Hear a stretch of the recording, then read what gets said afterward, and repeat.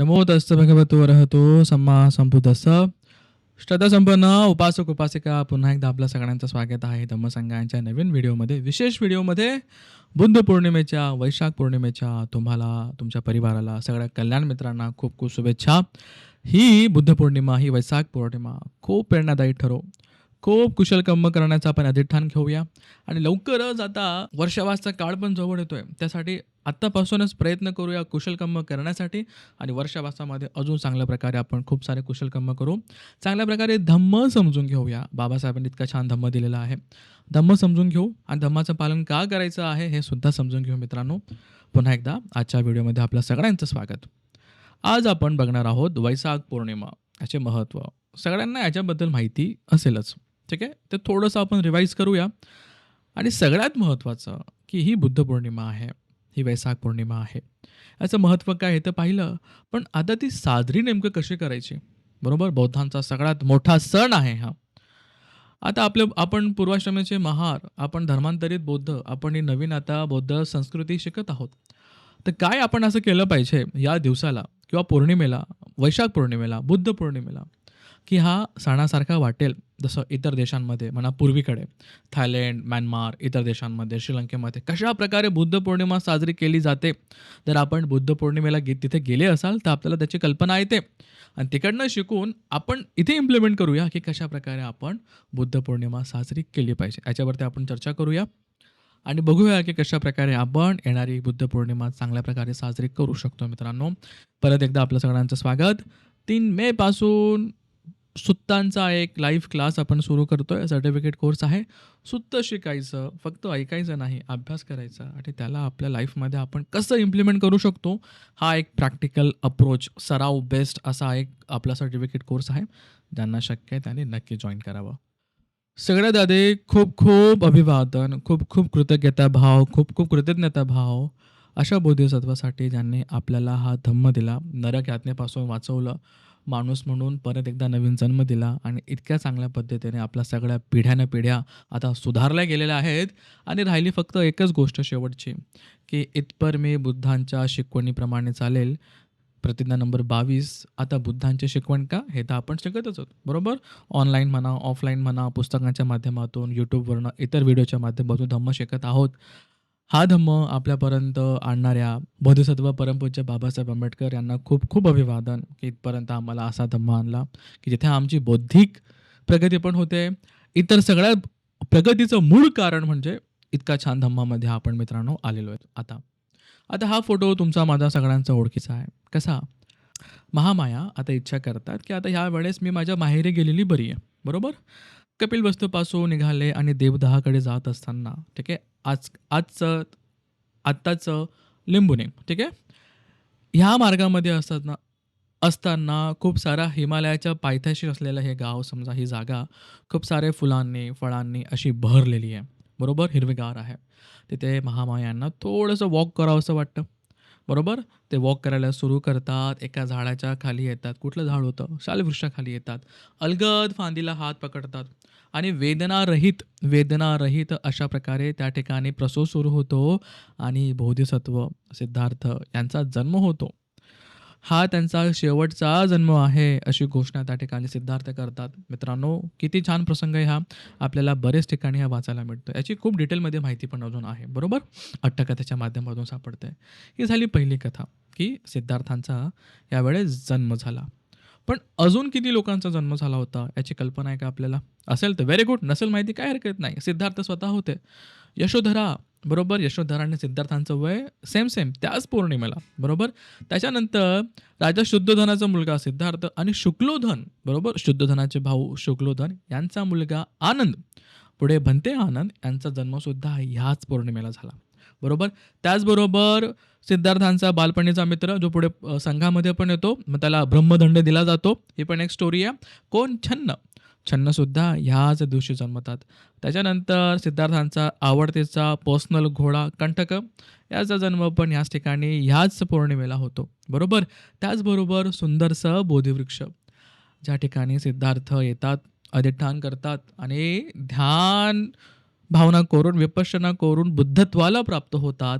ज्या बोधिवृक्षाखाली, तेच बोधिवृक्ष ह्याच पौर्णिमेला उत्पन्न होतं आणि भगवंतांचा लहानपणीचा मित्र कालुदाई जो पुढे निमित्त ठरतो बुद्धांना 7व्या वर्षवासानंतर पुन्हा कपिलवस्तूमध्ये आणण्यासाठी, यांचा जन्मसुद्धा या ठिकाणी आपल्याला वैशाख पौर्णिमेला बघायला मिळतो मित्रांनो. आता अजून एक आहे की निधिकुंभ. निधिकुंभ म्हणजे असं एक भांड सोन्याचं की ज्यातली संपत्ती कधी संपणार नाही, असं एखादं वर्णनसुद्धा आपल्याला या बुद्ध वंश ग्रंथामध्ये आणि इतर आपल्याला ठिकाणी याचा संदर्भ मिळतो. चला, वैशाख पौर्णिमेला काय झालं ते आपण पाहिलं. किती लोकांचा जन्म झाला त्या पौर्णिमेला ते पण पाहिलं. किती महत्त्वाचं आहे, बरोबर? आता तुम्हाला आणि मला कसं माहीत पडलं, की सिद्धार्थांचा जन्म इथेच झाला आहे, या लिंबोनी गावामध्ये. तर राजा सम्राट अशोक यांनी त्यांच्या राज्याभिषेकाच्या 20 वर्षानंतर जेव्हा ते धम्मयात्रेला असतात, हो, धम्मयात्रा आपण आज तर करतोच, पण राजा धम्माशोक यांनी सुद्धा 3-3 वेळेस त्यांची धम्मयात्रा केलेली आहे ठिकठिकाणी. हो, याचा उल्लेख आहे. आता हे जो फोटो तुमच्या माझ्या ओळखीचा आहे, बरोबर? इथे हा सुंदर असा पिलर दिसतोय. आपल्यापैकी बरेच लोकांनी हे स्थळ बघितलेलं आहे, बरोबर? आता ह्या पिलरवरती एक इन्स्क्रिप्शन लिहिलं आहे. त्याच्यामध्ये आपल्याला माहिती मिळते की राजा धम्माशोक त्यांच्या राज्याभिषेकाच्या 20व्या वर्षी या ठिकाणी येतात आणि ह्या जागेला अधोरेखित करतात. या ठिकाणी पिलर उभारतात. या ठिकाणी एका दगडांची भिंत उभारतात आणि इथे कोरून ठेवतात, "हिदे बुद्ध जाते." इथे बुद्धांचा जन्म झालेला आहे या लिंबोनी गावामध्ये मित्रांनो, अशा प्रकारे. ठीक आहे. आता सम्राट अशोकांनी हे बनवलं आणि मग जेव्हा येतात ह्युनसँगला जेव्हा या गोष्टीची कल्पना असते, माहिती घेत, शोध घेत इथपर्यंत पोहोचतात, तेव्हा ते त्यांच्या डायरीमध्ये नमूद करतात, बरोबर? आणि मग त्यांची डायरी इतर भाषांमध्ये कालांतराने ही ट्रान्सलेट होते आणि पोहोचते कोणाकडे? अलेक्झांडर कनिंगहॅम यांच्यापर्यंत. ते स्वतः ह्युनसँगसारखे भारतामध्ये फिरतात आणि इतक्या महत्त्वाच्या स्थळांना पुन्हा अधोरेखित करतात, तिथे उत्खनन करतात. ठिकठिकाणी स्तूप सापडतात, स्तंभ सापडतात मित्रांनो आणि इतक्या लोकांच्या ह्या कल्याणामुळे, इतक्या लोकांच्या ह्या मेहनतीमुळे आपले कल्याण मित्र की त्यांच्यामुळे आज आपल्याला ह्या जागेचं वर्णन, महत्त्व कळतंय मित्रांनो. त्या सगळ्या कल्याण मित्रांना खूप खूप साधुकार, खूप खूप कृतज्ञता. हे झालं लिंबोनी. आता वय वर्ष 16 मध्ये सिद्धार्थांचं लग्न होतं, संसार केला जातो. वय वर्ष 29 पर्यंत ही परिपक्वता आता आलेली असते की नाही, आता मला महाभिनिष्क्रमण करावं लागेल, मला घरदार सोडावं लागेल. बरेच प्रश्न ते कसे सॉल्व्ह करायचे, कसं त्याचं उत्तर शोधायचं, म्हणून याच्याबद्दल वारंवार चर्चा केली जात होती. कोणासोबत? यशोधरेसोबत. यशोधरेला बरीच कल्पना होती की सिद्धार्थ असं काहीतरी करणार आहे, बरोबर? लेखकांनी खूप लिहिलं की सिद्धार्थ बुद्ध त्यांच्या बायकोला सोडून गेले, त्यांची बायको खूपच आक्रोश वगैरे करत होते, वगैरे, वगैरे, वगैरे, वगैरे, असं काहीतरी. नाही, असं नाही आहे. जन्मजन्मांपासून यशोधरा सिद्धार्थांसोबत जन्म घेत होते आणि ह्यावेळेस हेही माहिती होतं की सिद्धार्थ नक्कीच कुठल्या ना कुठल्या मार्गाला जातील किंवा कुठल्या ना कुठल्या मार्गाच्या शोधामध्ये असं काहीतरी करणार आहेत. ऑब्व्हियसली वय वर्ष 16 पासून वय वर्ष 29 पर्यंत या 13 एक वर्षामध्ये किती वेळेस त्यांनी चर्चा केली असेल यशोधरेसोबत, बरोबर? आणि यशोधरेला याची कुठेतरी कल्पना होतीच, बरोबर? आता वय वर्ष 29 नंतर महाभिनिष्क्रमण केलं जातं, घरदार सोडलं जातं आणि एखाद्या भिक्षूप्रमाणे आयुष्य जगलं जातं. मग उद्दकरामपुत्त असतील, आलार कलाम असतील, यांच्याकडनं 7वं ध्यान, 8वं ध्यान हे शिकून सुद्धा आपल्या प्रश्नांची उत्तरं सापडत नाही आहे. पण भगवंत आपला शोध सुरू ठेवतात. ठीक आहे. अनेक मोठ्या मोठ्या सुत्तांमध्ये आपल्याला याचं वर्णन सापडतं. मग नंतर सुजाताची खीर खाऊन, बरोबर, गयासीस या ठिकाणी येऊन त्यानंतर आपल्या त्याच बोधिवृक्षाखाली, ज्या बोधिवृक्षाने त्याच पौर्णिमेला जन्म घेतला होता, ज्या पौर्णिमेला सिद्धार्थांचा जन्म झाला होता, ते बोधिवृक्ष सिद्धार्थाला आकर्षित करतं. त्या ठिकाणी येतात, बसतात, अधिष्ठान घेतात आणि मित्रांनो, ह्याच वैशाख पौर्णिमेला सिद्धार्थ आता सिद्धार्थ नाही आहे. आता बुद्धत्व त्यांना प्राप्त झाले. ते आता बुद्ध झालेत.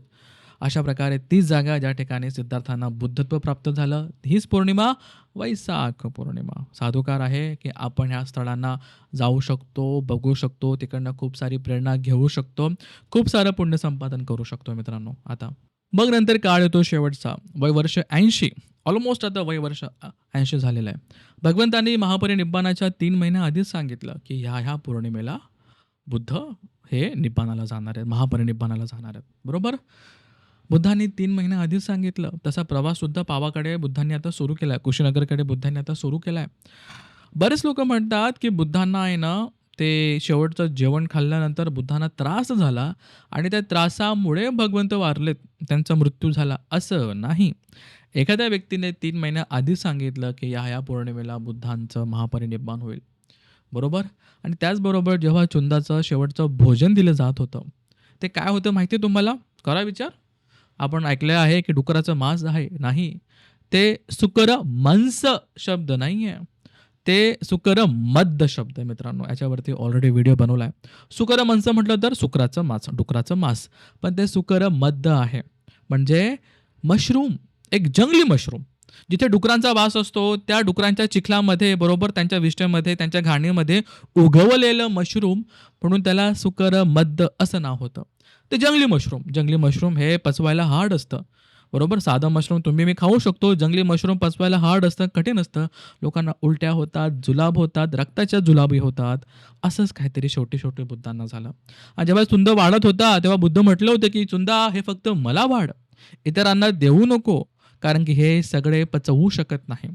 बुद्धांना देण्यात आलं, जे उरलं ते फेकण्यात आलं. अशा प्रकारे मित्रांनो. कसा एक व्यक्ती फक्त डुकराचं मांस खाऊन मरू शकतो?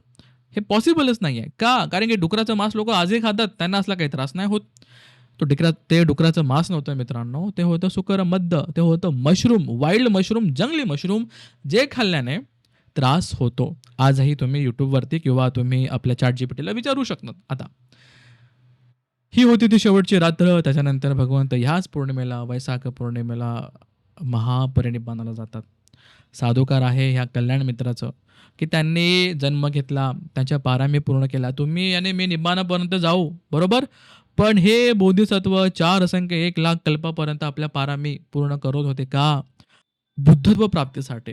का बुद्धत्व प्राप्ती? तुमच्यासाठी, माझ्यासाठी, की मला धम्म देतील.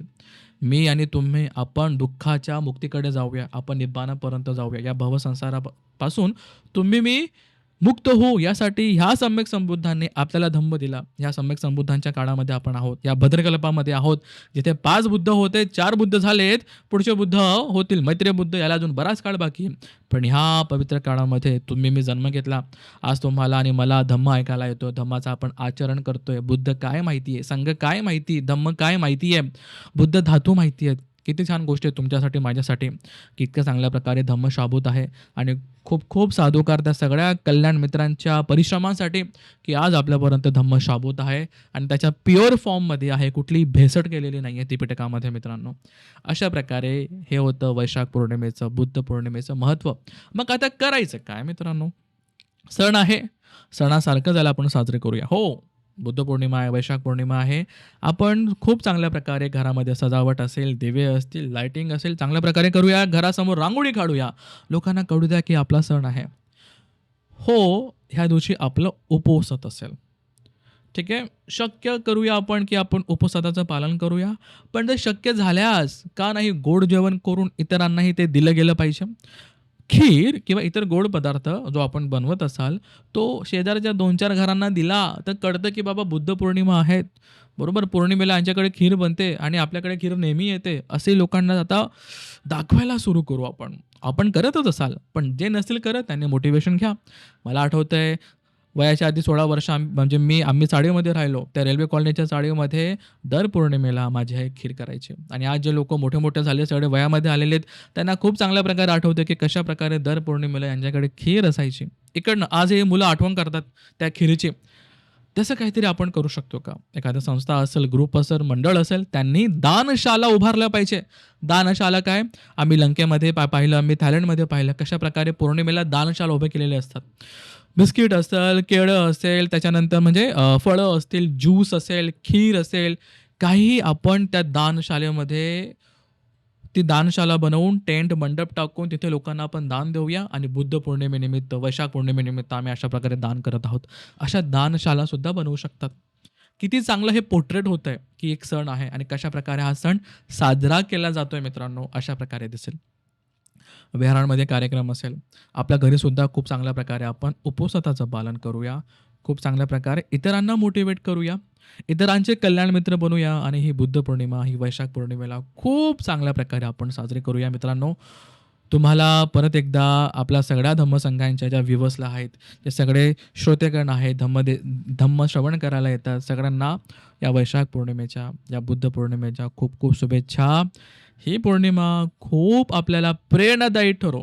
खूप सारं कुशल कर्म आपण करू. खूप सारं धैर्य घेऊन, खूप सारं वीर्य पारमिताचा पालन करूया. खूप सारे अधिष्ठान घेऊया.